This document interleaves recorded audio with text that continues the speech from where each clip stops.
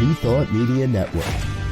We are a global broadcast network of positive music, media, and entertainment, inspiring humanity's evolution along the journey of enlightenment and creating a world of love, peace, empowerment, and prosperity for all. New Thought Media Network. Positively inspiring. What Would Louise Say? Join us every Tuesday at 10 a.m. Mountain Time. Hosted by Reverend Martine Bernard. Explore the wisdom of Louise Hay. Brought to you by New Thought Media Network. Dive into Louise's teachings. Experience healing and empowerment. Reverend Martine shares insights. Connect with a contemporary audience. Unlock your potential. Transform your life with love. Embrace positivity and healing. Join our vibrant community. Ready to join us? Let's spread love and wisdom together. Please like, share, and subscribe. Only on New Thought Media Network, positively inspiring.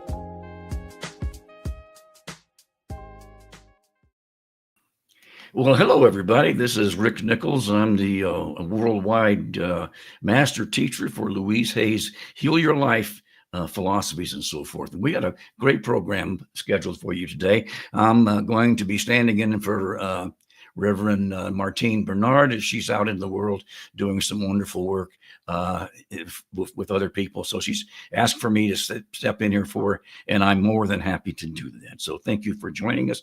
And we have got a treat for you today. We have, we're coming to you actually live from two sides of the world. I am here at Lake Arrowhead, California, and we have a Heal Your Life teacher from Kuwait. So he's going to be live from Kuwait. But I would like for you to say hello to Captain Hartaj Gill. He is affectionately known as he's affectionately known beyond. Okay, let's do that. Hartaj Gill, as he's affectionately known beyond the maritime world. He's also known as Donny. Donny's a well-respected senior maritime professional with a career both at sea and ashore, spanning over 30 years of leading shipping and oil and gas companies. As a seasoned maritime leader, he's built a life around adventure, leadership, and growth. But there's another inspiring side of Donny. He is also a certified Heal Your Life teacher and coach, helping people navigate their own paths towards healing and happiness. As an expat in Kuwait, he also works with his family at their wellness center, the Healing Shelter in Ludhiana, Punjab, India. What makes Donny truly special is the way he blends wisdom, humor, and even music to help people grow, both personally and spiritually. He's trained with master trainers in the UK and in Singapore and has a deep passion for meditation, breathwork, yoga, and healing practices. His mission is simple yet powerful: to help others find peace, healing, and more joyful relationships. So let's give a big welcome to Donny, the Heal Your Life teacher. Welcome, Donny, and thank you for joining us. Thank you, Rick. Thank you so much. That was a wonderful introduction and an inspiring one for myself as well. Thank you so much. It is my honor to be here with you as always. And yes, you have been my mentor and my teacher, along with your dear wife, Patricia. So we have been around. I am delighted to be here, and thank you so much. Thank you for Yes, taking the time to join us. It's a very special thing. And Donny brings a unique flavor to New Age Louise Hay healing principles because of the juxtaposition of his life in a manly kind of a world, which is maritime, big hairy knuckle guys on ships doing hard work. And but he also has another side of him that, that brings us healing work. What brought you in to Heal Your Life, to Louise Hay's Heal Your Life philosophies, Donny? Well, very interestingly, Rick, I started actually my career at the age of 17, and I would say I am blessed and thankful. Life has been good, and it has been smooth sailing for me. Surely there have been tough times during my beginning of the career. At the age of 17, leaving home, I had never left home before, and I was kind of mama's boy, and and I moved out into this wild, wild world of sea. And that time, no communications were there. So yeah, sailed for about 17 years, grew up through the ranks with oil and gas tanker companies, and there came an opportunity, and I started seeing, when you're standing out on that wide ocean, you tend to get a little spiritual. Tend to connect with nature, and somewhere I knew I had this in me, the spiritual side to the whole the tough guy facade that I had carried, and I needed to carry at that time. And so to get into the Heal Your Life work and to answer your question directly is the key person would be my mom, because she herself is a Heal Your Life certified life coach and a teacher trainer as well. And I watched her use Louise's work very, very powerfully in her life. And she went through tough times in her life when we went away. For her, it was all the children leaving home, and for her nurturing issues, and she landed up with breast cancer and a few other things that she ended up attracting. And Louise's work got her out of this, saw her through. So I became very intrigued, coming for a very strong corporate background, very logical mind thinking. I got very curious to see what this was, and that's how I started getting into Louise's work and breath work, and understanding that there is more to life, and life is actually happening for us and not to us. And that's how I got introduced to Louise's work. I have been watching that whole program unfold over many years, and of course, I've had a blessed opportunity to work with you on occasion, and I really love the way you bring the music into the trainings, and your own special kind of humor. Is there a specific song that you like to bring into the trainings to bring some uplift or humor or something special to the participants? Yeah, music has been very close to me, and yeah, I do love singing, and I do love listening to it, and that was my go-to happy place. And we all need one go-to happy place, and music has always been my go-to happy place. So yeah, we in my sessions and stuff, I do tend to, and I do listen to a lot of Indian music and English music, and there are a few which I generally bring to light, and most of them are like heart connecting songs. And I always find that anything that is heart touching opens up people and brings them into a space where they are open to receiving love, and that's how I use the music. Is there a particular song that you could share the title? You don't have to sing it, just share the title of it with us, because I'm curious as what that would be.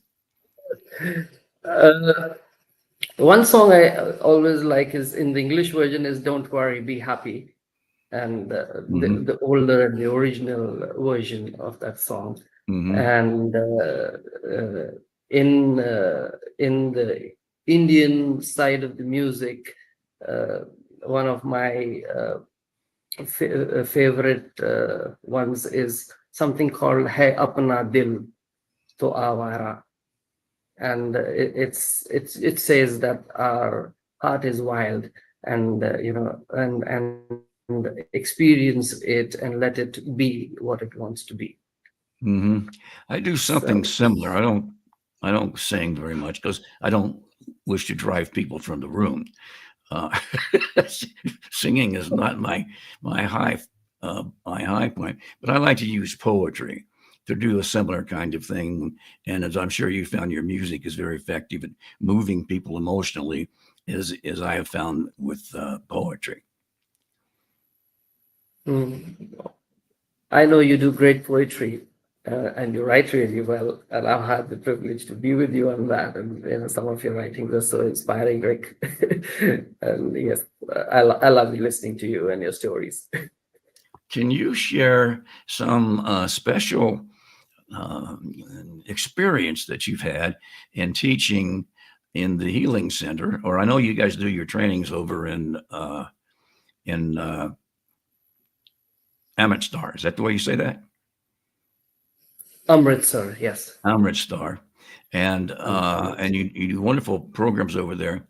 But can you think of any particular experience you've had where you've noticed somebody in the audience just gets that the light comes on for them, that aha moment, and it changed their life? And if so, what was that, and what specifically was it, if you can remember, that triggered that moment for them?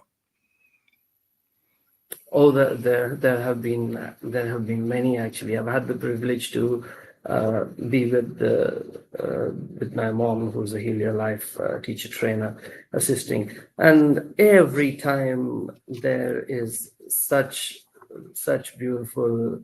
I would like to call them transformation in people when they come there, and coming into this Heal Your Life workshop space, whether it is men or women, how the program is so beautifully designed that it allows them to shed all their baggages and limiting beliefs which they have been carrying for ages, and those blind spots they didn't even know existed. And when that aha moment hits, it is truly transformational, and the shift in that individual, the light that we actually call, and you understand, the light of the being, the human being, that is shown, and it moves me to tears many a times. And it is, I've had some really powerful experiences with people who are in their 30s, with people who have come in their 60s, and also the people who have come from a strong corporate background. And the work is just amazing how it works on everybody.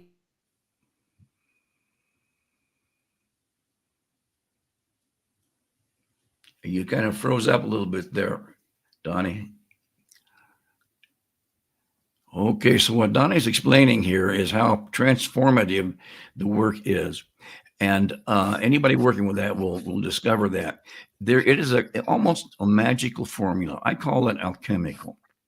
And when you have a formula, an alchemical formula, and you put all the ingredients into that formula in the proper sequence, in the proper amount, and in the proper order, if it isn't truly an alchemical formula, it will work. And this program never, ever fails to work as long as you're following the sequence properly. And that's what Donny was explaining. So is it something that you can actually feel in the room when somebody gets that aha moment, gets that the light hits them? Oh yes, you can. It is like absolutely the moment, that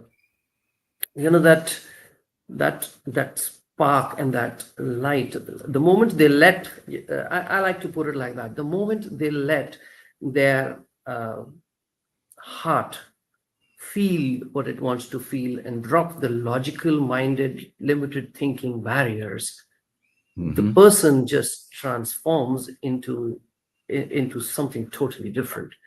And that is what I have had the privilege to witness. And that calls me every time. I just don't want to miss any of these trainings. And whether I have to take leave by hook or crook, I try and be there, because it is such a learning for me myself, and such a humbling experience when human beings take control of their life. And while I'm saying they take control of their life, I have seen that it's not just meant for people who are having some breakdowns in their lives. It's not, I went into this work with no problems at all in my life. I used to think my life is going as merry as it can be, and everything is working so beautifully for me. Life is good. I'm having fun. I don't need something like this. This is only meant for people who come with problems and baggages. But no, I was mistaken, and I admit that. Yeah. Because this moved me to a different level of being. Wherever I was, I am something totally different. The things I would not see, I see so easily now. The things that would probably make me upset, and I would say it's okay to be upset and it's okay to be angry. I know now that there is a better way to look at things. There is always the other side to it, and you can easily drop the resentment, guilt, irritation, Uh-huh. people triggering you, all those kind of things which my workspace in a corporate side are very common. Everything is about competing with people. Everything is about, you got to better your performance. You got to better where you are. And somewhere it leaves you in a space that maybe you're not good enough yet. Mm-hmm. And Louise's work and Louise's things taught me that you are perfect, whole, and complete exactly the way you are. Yeah, I And that have. was huge for me. It's with each program you teach, whether it be a 2-day or a 1-day, or most especially the 7-day training. The thing about the old adage that what you teach, you learn. And so with each workshop, I've discovered that I learn as much from the participants in the training as I've learned from anything else. And they will teach you by example what transformation looks like. It looks like, I can remember one, Patricia and I were doing a program, and there was a woman, people were laying on the floors, kind of lay on the floor meditation, breathing exercise. And all of a sudden, in the middle of this, one woman just sat up and she said, "My God, I didn't know. I just didn't know. I didn't know. I can't believe it. I didn't know." And she had discovered who she was. She had been thinking that she was all the things that everybody had told her she has been over the years. And the mistakes that she made coming to the world in through that artificial persona, as this is who you are. And in this meditation, boom, it hit her. Here's who you are. You are beautiful, you are light, and you are everything you thought you wasn't. And that is the power of this workshop to come through for people. Okay, so Louise, oh, by the way, I want to point out that, of course, the title of this program is What Would Louise Say? And unless you're not aware of it, I want to show you something here if I can get it. Louise has, I think it's backwards there, but Louise has a couple of books out that say Letters to Louise, where people have written into Louise and asked questions about what would she say about this? What would she say about this breast cancer that I've been diagnosed with? What would she say about my divorce? And so I would recommend that you get a hold of a copy of that book to dig a little deeper in the question, what would Louise say? She was a very wise, still is a very wise, connected person. Donny, you use affirmations in the workshops? Yes, I do.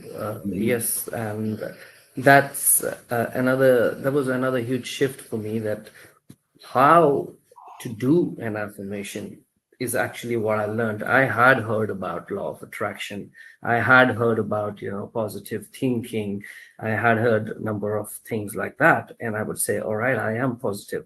But an affirmation, the way Louise has put it forward and how to do an affirmation was huge for me. And yes, without affirmations, I think, we have so many thoughts in the day, and many religion, and even my religion, and I come from a Sikh religion background, and in that we say jo bole so nihal, and the power of the word, what you say is what it is. And even more powerful than that, what I learned over here is even what you think, and every thought you think is an affirmation. And we just don't know it. And unless we train our thoughts to be the thoughts we want in our lives, because our outer world is the projection of our inner world. And if I'm feeling happy, I will attract happy people around me and happy environment around me. If I'm feeling miserable, everybody around me seems miserable. And so an affirmation helps me personally as well center myself and focus where I want my thought pattern to go. And Mhm. when I do an affirmation with that intention, putting into it, that's what it happens. Whether I want to have something happen today, I will just throw it out to the universe. And sometimes they even talk to, I've done some angel work as well. So I use an affirmation as well. And I'll talk to probably Michael and say, hey, Michael, make this work, please. That's my affirmation.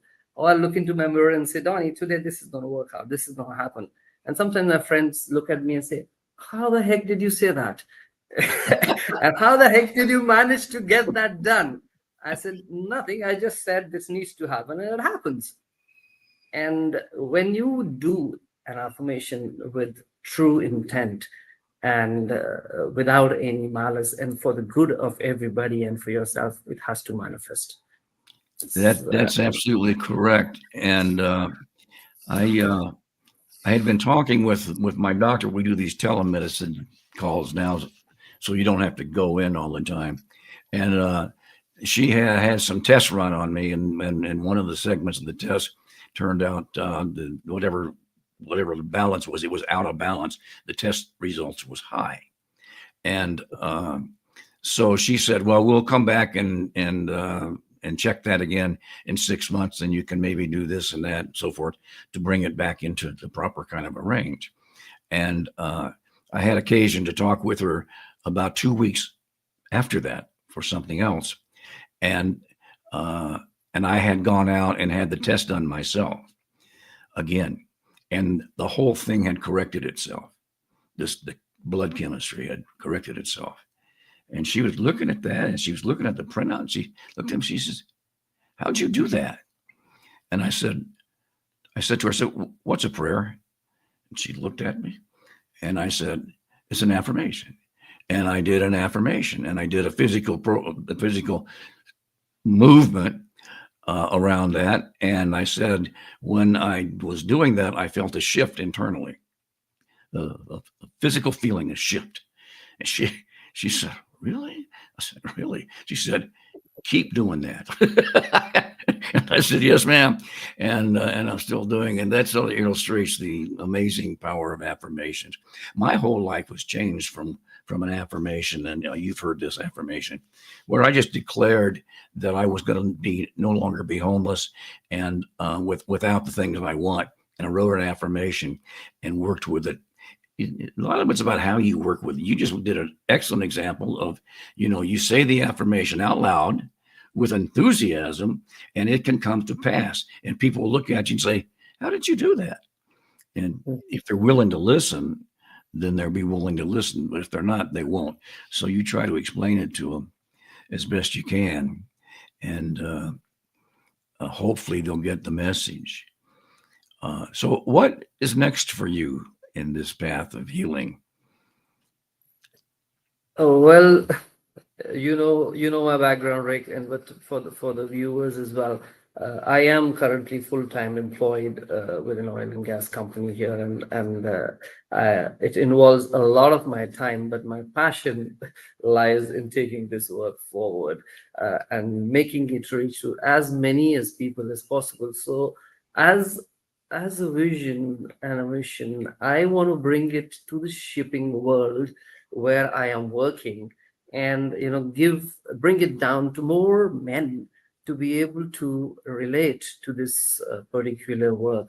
Because we as men, and I remember we were chatting earlier, we as men have been taught just to be tough, and and somewhere we tend to forget the empathetic side of us, the feeling side of us, because we feel feelings, and to show feelings means equal to weakness.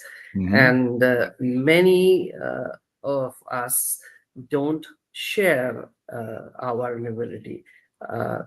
We shy away from that because we think still that it's the primitive world, and if we show our vulnerability, somebody will take advantage of us and walk all over us.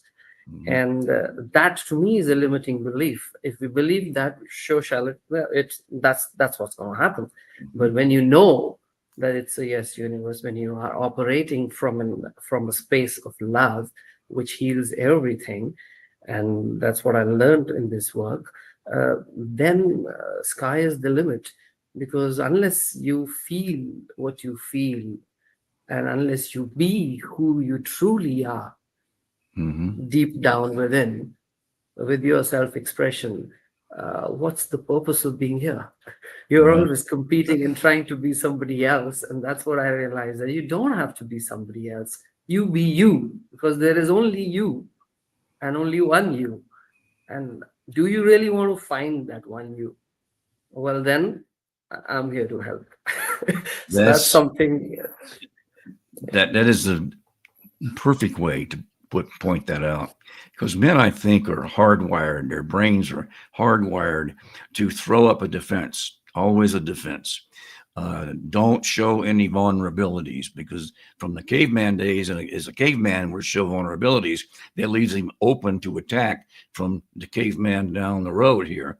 And so we were built, we were built to protect the community, protect the family.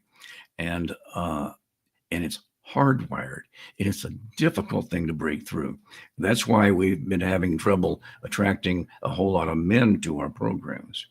And you and I have discussed this before, and after the break here in a little while, we'll go into what kind of plans we've been working on to team up to get more men interested in the Heal Your Life program.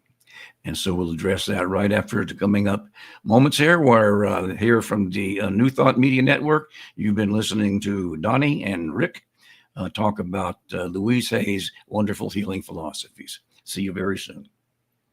Please help us say thank you to our organizational sponsors, including the Hefferland Foundation, Affiliated New Thought Network, International New Thought Alliance, Science of Mind Archives and Library Foundation, Center for Spiritual Living Denver, Center for Spiritual Living Midtown, New Thought Philadelphia, Planned Happiness Institute, Summit Center for Spiritual Living, One Heart Retreats, Center for Spiritual Living on the Lake, Unity Kitchener, Unity Spiritual Center Ottawa, Om Center for Spiritual Living, Satya Center, Begin Within Ministries, Center for Spiritual Living North Jersey, Unity of Savannah, and the Center for Spiritual Living Seattle,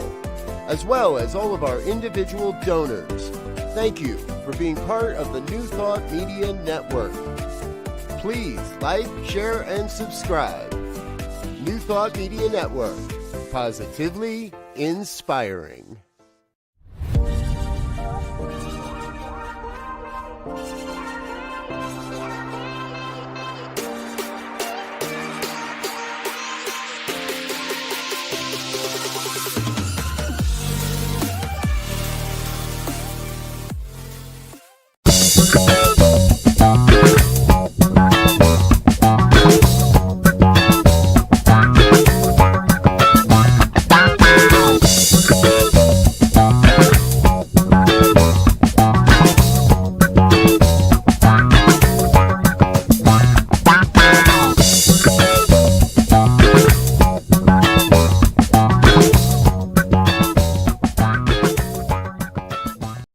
What Would Louise Say? Join us every Tuesday at 10 a.m. Mountain Time. Hosted by Reverend Martine Bernard. Explore the wisdom of Louise Hay. Brought to you by New Thought Media Network. Dive into Louise's teachings. Experience healing and empowerment. Reverend Martine shares insights. Connect with a contemporary audience. Unlock your potential. Transform your life with love. Embrace positivity and healing. Join our vibrant community. Ready to join us? Let's spread love and wisdom together. Please like, share, and subscribe. Only on New Thought Media Network, positively inspiring.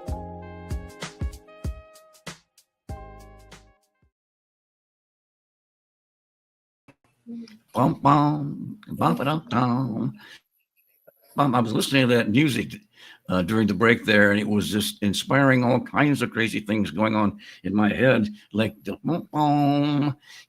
I am good enough. I am smart enough. I am bright enough. I am strong enough. I am man enough. And I am good enough to do anything in the world I think I can do. And that music just had my whole energetic body bouncing around inside my chest here. So here with What Would Louise Say on the New Thought Media Network. And I'm speaking with my dear brother, Donny Gill. And that sounded like Donny Gill in Kuwait. So we're covering the entire world from his side and from my side here at Lake Arrowhead. And we began a little bit of a discussion before we left about men. And I glanced at the messages here. And one listener asked a question here. Why is it so hard for men to get in touch with their feelings? So I'm going to let you field that question for me, if you would, Donny. Okay. All right. Well, I can only speak from my own example, and how I was and how I am able to be now. And why is it difficult for men to feel what they feel is because they, like you already touched, Rick, they have been wired by the society, by our parents, by our workspace to be somebody else and not feel what they want to feel and who they want to be, because you're always aspiring to be somebody. You are always aspiring to be someone, because the responsibility of carrying the burden of fending for the family, you have to be the breadwinner. And there are certain boxes we have put ourselves in via what we have learned from our parents or what we've seen around us, is that this is how we need to be. This is what we need to do. So where is the time to feel for our own self?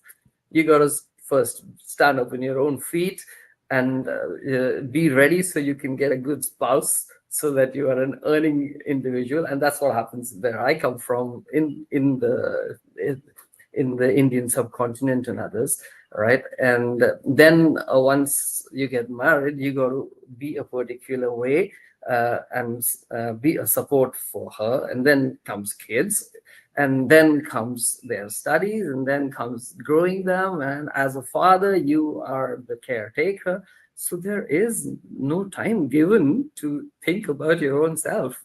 And that's why I say, although we say men are strong and we can handle everything, I think this work they need the most.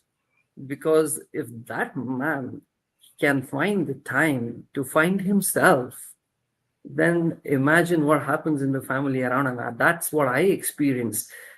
I had kids late in life, and I am 51 now, and my family started, my elder one is just 14. So I would be working for some time. But to me now, it's fun. To me now, it's not difficult to take time for myself and find myself, because I have learned how to draw these boundaries. And I have learned how to bring the family and everybody else into the space, so we all can feel what I am feeling, and I can understand from the space of empathy how they are feeling. I have learned to be more compassionate. I don't have to, when my son does something wrong, I don't have to tell him, oh, don't be a weakling or something, and get up and come on, be a man. And that's what the way was, I can stop there and say, all right, what's going on, buddy? And that's what has helped me with Louise's work, to be more compassionate, to be able to listen to what is unsaid, and to be able to listen to the whispers of your own heart. And as my mom would say, because she taught me this, that stop and take time out to listen to the whispers of your heart, because that's where lies the messages of the universe. That's where the universe is trying to talk to you. So sit in silence for a bit. And but it's easy to feel what we are feeling as men. It's not difficult. It's just an intent. And if you do it, and there's no better place than Louise's work to learn that. All right. The biggest question that I have that always comes to mind when we're talking about what we need to do to change is the question is why? That's the big question. Why? Why do I need to change? Why do I need to understand these principles? What's in it for me to break out of this shell and to lower my defenses and make myself vulnerable to all of this? What do I possibly have to gain from it? And what do I have to lose if I do relax my guard and my defenses and open myself to the world to be uniquely me? I had a stepfather for a long time, wasn't the nicest person you'd ever want to run into. And he was always talking about me being a man and this and that. Well, I'm just 10, 12 years old. And his example of a man wasn't something I would aspire to model, tell you the truth, nor his friends. So I asked him one day, I said, Tom, what is a man? You tell me I need to be a man. What is that? He says, well, you know you're a man when you grow some hair on your belly. How inspiring is that? Grow hair on my belly? What? And somehow I just got to thinking that can't be all there is to it. And that's why I've eventually found this work and discovered what a man is you're a man. You are brave enough to stand out there and say to your children, a softer way of being, dropping your defenses and trying to defend yourself and explain to them what it is to be a man or a woman. Although you have two boys. And it is to lead love. So why would you do that? Why would you want to drop all your defenses and make yourself vulnerable? Because the world needs you to do that. We have enough defense and combat and fighting going on in the world right now. There is no reason for any more of it. And the way that we do that as men is we drop our defenses. We quit defending ourselves. And when you find out, when you try that and you do it and you don't offer a defense right away when somebody blames you for something or accuses you of something that's just a thought in their head, and you don't defend it, you go home and you just walk away or say, okay, whatever.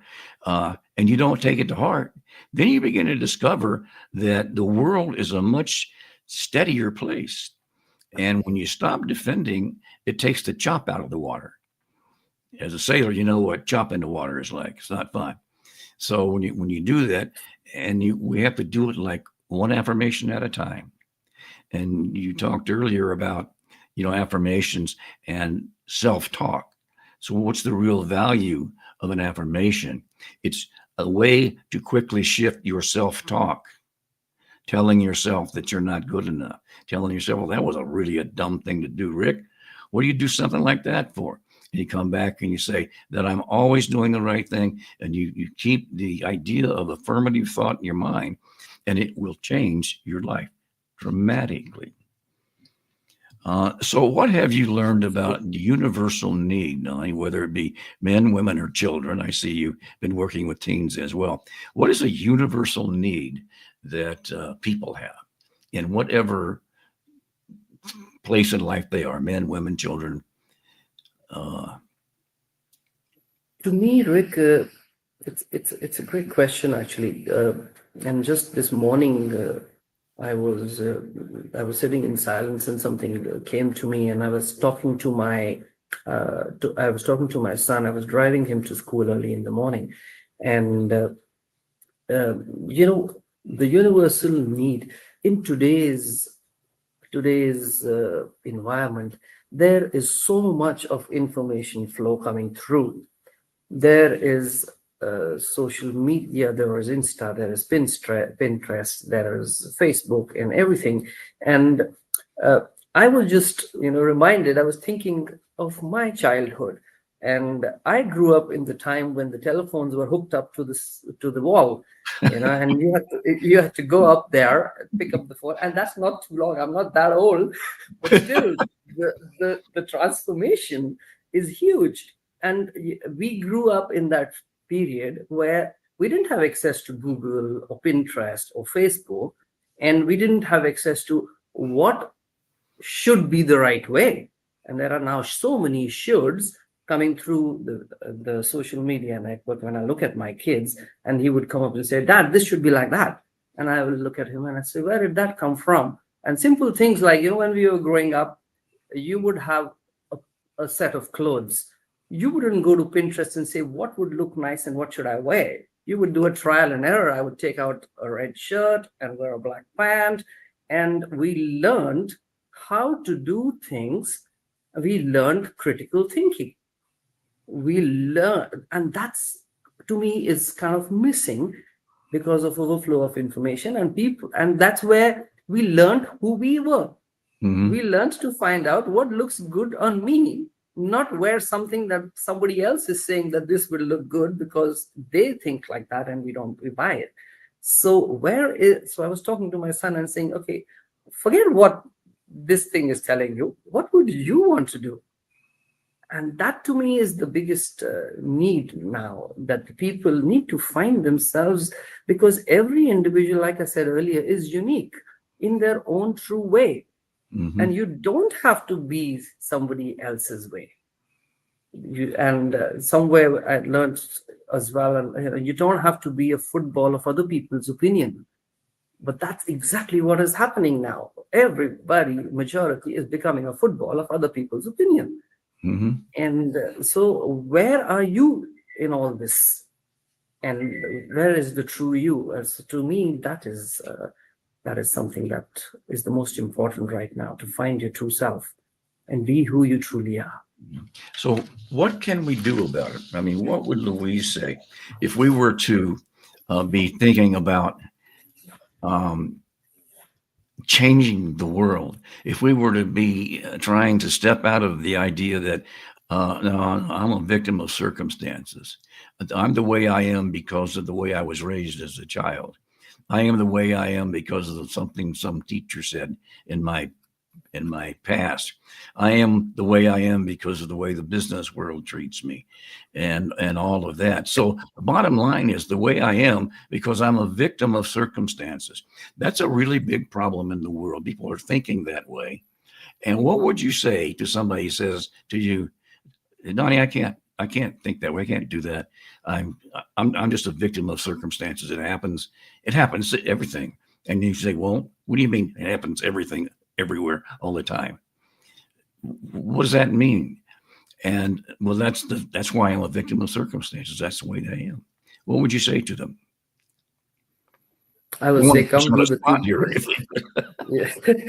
I would say, come do the 2-day workshop at least, and you will find yourself. Because in the 2-day workshop, this is exactly what happens, and all us teachers are trained to lead this 2-day workshop. And you people come there, you go through your early years of your life. You go through the inner child work. You learn to figure out what thinking pattern is causing you to think this way. And like you said, if somebody says, I'm the victim of circumstances, well, it's only a thought, and a thought can be changed. Right. Yeah. You got to stop saying that you are a victim of circumstances, because unless you stop doing that and replace it with that circumstances work for me the way I want them to work, and alter this thought process, nothing's going to change in your life, and you're going to keep falling into the same repeated pattern. And that's what this work offers so beautifully and so simply. And in the process of taking the courses and studying Louise Hay, in whatever way you choose to do it, to read the book or just go around practice it on your own, which is what I did for a while before I discovered the formal training. But I have an affirmation ready to go. I'm a powerful force in the world. You don't come back and say, I'm not a victim of circumstances, because that's claiming victims of circumstances even exist. Absolutely. But I am a powerful force in the world. I am smart enough, and I am brave enough, and I am good looking enough, and I'm man enough, and I'm father enough, and I am sailor enough, and all of it. That is the kind of thing that begins to melt this negative thinking. because the negative thinking is a pattern, of course, as you know, that goes on and on and on. And we teach people really strong affirmations to shift that self-thinking into something more positive. A really good movie to watch is the You Can Heal Your Life movie that Hay House created, because that goes into a lot of detail on how negative thinking sets you up for failure, because you believe you're this way and therefore you will be that way. I want to ask about your work with teens, because that is really, really important because nobody in the schools teach this kind of stuff. And if you can get teens and even preteens into some training about, what it is that they can do to shift their thinking away from what the parents and the churches and the businesses and so forth. So shame on you. You're a bad girl. You're a terrible boy. You shouldn't be acting this way, and on and on and on. The negative messages that we get from the world around us, recognizing that people that deliver these messages to us don't intend to do us harm. Basically, what they're telling you is what they feel they are. That I'm a bad girl, or I'm a bad boy, or I'm clumsy, or I'm stupid, or whatever. They're telling you their own beliefs about themselves. It has absolutely nothing to do with you. So when you work with teens, how do you sort of negate those kind of negative feelings that these kids have? Because that's the future of the world right there.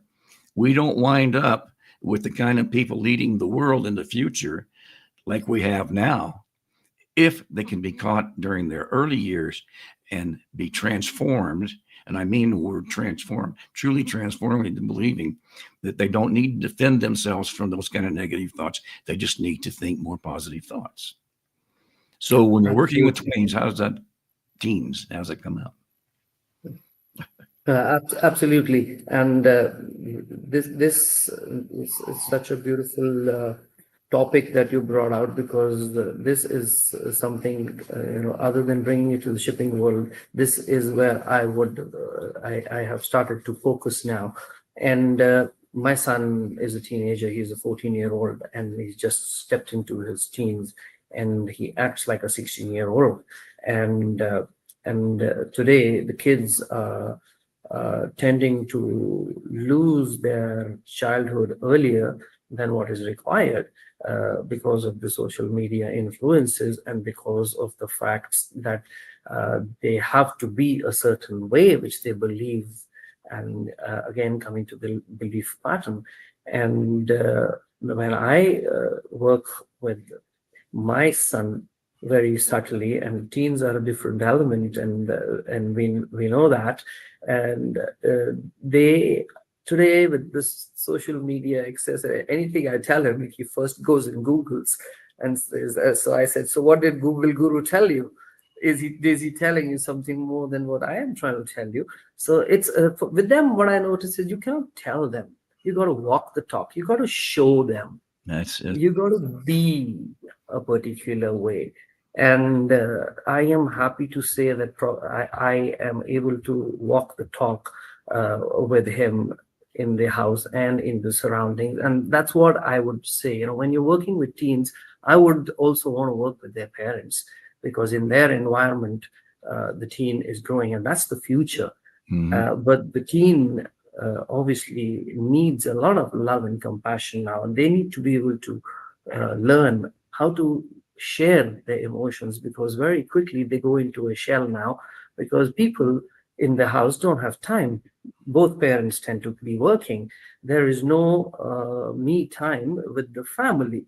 And now I see that, I tend to push my son, make friends, go physical, go play, go out. Don't be in the media world, because that's where they go into their own shell of having an environment that they don't know. So unless you experiment, I tell them, unless you experiment, unless you fall, unless you see the different biases that are available, how will you make a judgment? And you don't just buy what somebody says, you go try. Mm-hmm. And you go try. And that's what I bring out to the people I work with. And I coached one individual who's out of the Middle East, not in Kuwait, outside. And it was such a beautiful experience working with him, coaching him one-on-one, helping him find what his purpose was, because they are getting lost with this bombarding of the whole information that comes through. They are very quickly getting into how their parents want them to be or how their neighbor wants them to be. And the person I worked with, it was so humbling and so assuring for me. He came and he's also now become a Hero teacher with us, and which was a very, very good experience. So yeah, this work needs to go to the teams. That's my other passion, and it is so important for them. So important for them. It is.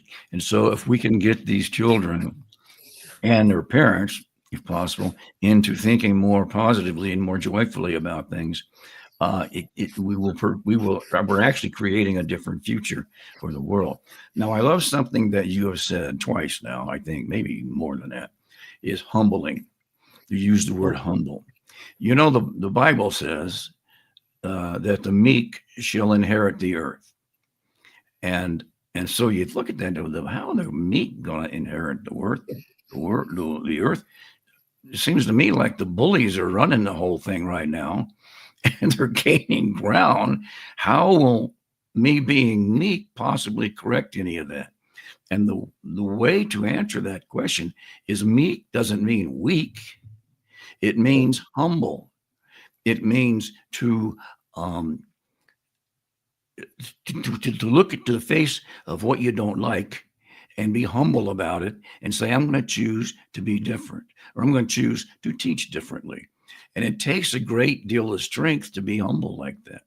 So as we go, you and I go forward and begin to teach men specifically, that's something that we're going to need to have to leverage off of, teaching men how to be humble, that being weak is not, or being meek is not weak.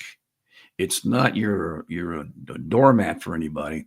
It's humbly saying, well, let's look at another way to do this, or another way to think about this thing, put ourselves into it. And Absolutely. That's, yeah. And so. Absolutely. Yes. I just got, I just jumped in. I got reminded on the same point. I have been consciously working with my son, and the other day he loves playing basketball, right? And he was in the basketball game, and there was another individual within the game who was not that good. And while they were playing basketball, another bigger guy came and jerked him, and the guy fell. And while others stood there and smiled, my son gave him a hand and picked him up. Mm-hmm. And I looked at him and I said, "All right, Donny, that's something you're doing right." And later on, I looked at him and I said to him, "Hartaj, what you did there was really, really nice. You were man enough not to laugh at the fallen guy. You gave him a hand and picked him up."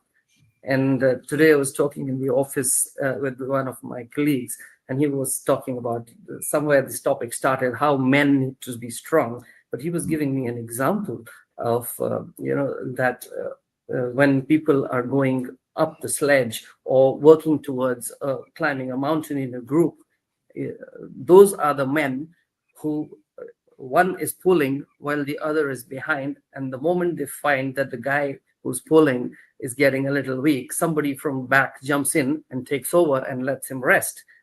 And not those men who would sit there and say, okay, let him fall, let him be weak, then I'll show I'm tough. Right.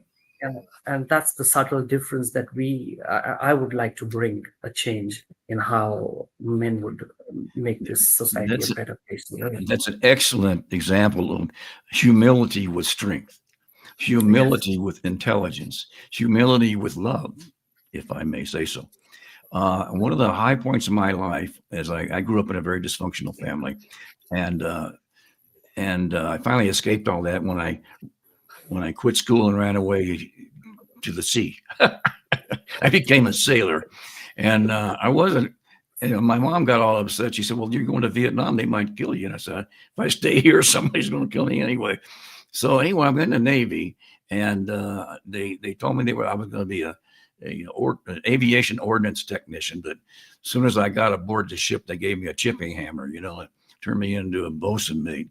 So my job is now to scrub decks and toilets and chip paint, do all of that. And so I have a great work ethic, and so I was doing the best I could at being, a deck ape, as they would have said. Until one day, a bosun mate, one of my bosses, looked at me and says, "You're pretty smart." And I went, "Me? Yeah, you're pretty smart. I've been watching you, and you can do a lot of good things." That instant right there, and it's kind of like a aha moment in a workshop. Nobody ever told me that before in my life. Never. I was always dyslexic in school, so I was a dunce in school, and none of that was working for me. That was a miracle that changed my life. Now, this was a big, hairy-knuckled bosun mate. Arguably the manliest job in the Navy is working on the decks out there. And he started a whole new change in my life. That one comment, "You're pretty smart." And that's the kind of thing we can do as teachers in the world. And we're all teaching. No matter what we're doing, we're teaching all the time, right? Whether we're in a formal environment or whether we're just out walking around living our lives, we are teaching. And so I love what you say about that. Now, as we move forward, you and I are going to be working on teaching men specifically. And we are already formulating the program, and we'll be announcing that formally at the beginning of the year. And we're hoping to find a way to break through that barrier that men have, and to get them to listen. And it may just take one little incident for any individual man to break them out of that. And so, Donny, it has been a pleasure and a joy spending this hour or so with you. And I am blessed to know you and your entire family. I know your whole family, and they're all into this work. I've never seen anything quite like it. And your mother, I love her like I love my own mother. She's been a great teacher to me in her own way as well, and you as well. So it is a pleasure to have spent this time with you, and perhaps we can do it again sometime. What do you think? Absolutely. It's been a pleasure for me as well, like Rick, and I dearly respect you and Patricia, and both of you are such beautiful people. I've had the pleasure to visit your home as well, which is truly beautiful. And it's been a pleasure being here, and thank you so much. And it is a beautiful world if we choose to look at it from the eyes which have been beautifully given to us by the divine. If the Creator has given us things to create, then let's create. Look He at created it. us. He created. Donny's wife, by the way, is known as Giggles, if that tells you something. She's a wonderful, wonderful mother as well. And the people Yes. joyfully call her Giggles. So give her a hug for me when you see her. And those boys, I know the boys as well. Blessed to have Your whole her in family my are life all as well. Okay. I would say Thank you. thank you. Namaste. And I love you and your whole family dearly. Bye-bye. Thank you so much, and love to everybody. You're welcome.